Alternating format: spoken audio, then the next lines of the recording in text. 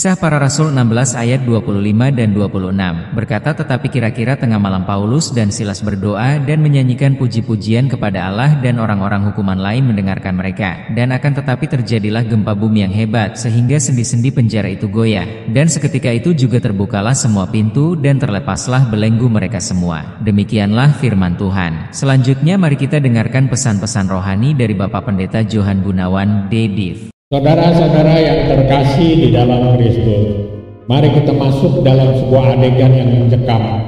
Paulus dan Silas dirantai di dalam penjara yang paling dalam, gelap dan dingin. Punggung mereka berdarah akibat cambukan. Secara manusiawi ini adalah akhir dari segalanya. Mereka tidak memiliki alasan untuk bersukacita.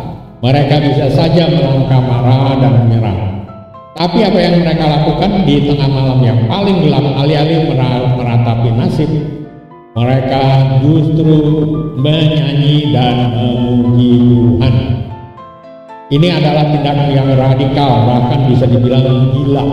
Pujian di tengah penderitaan, pujian di tengah ketidakadilan. Ia dan lihat apa yang terjadi. Pujian mereka mengguncang fondasi penjara, pintu-pintu terbuka, rantai-rantai terlepas, dan mereka pun dibebaskan. Saudaraku, mungkin Anda sedang berada dalam penjara kesulitan kehidupan. Mungkin itu penjara kecemasan, penjara penyakit, penjara utang, atau penjara hubungan yang hancur. Pujian adalah pilihan yang berlawanan dengan logika dunia. Dunia akan menyuruh kita untuk mengeluh, menyalahkan dan meratap. Tetapi firman Tuhan menantang kita untuk melakukan hal yang sebaliknya. Ketika Anda memuji Tuhan di tengah badai, Anda tidak sedang menyangkal kenyataan. Anda sedang menyatakan sebuah kebenaran yang lebih tinggi. Bahkan Tuhan lebih besar dari masalah Anda.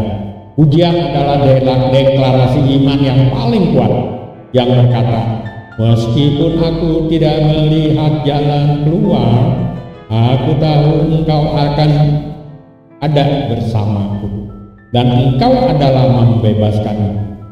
Jadi jangan tunggu sampai badai reda. Angkatlah suara Anda, nyanyikan pujian di tengah kegelapan, dan saksikan bagaimana tembok-tembok penjara Anda runtuh.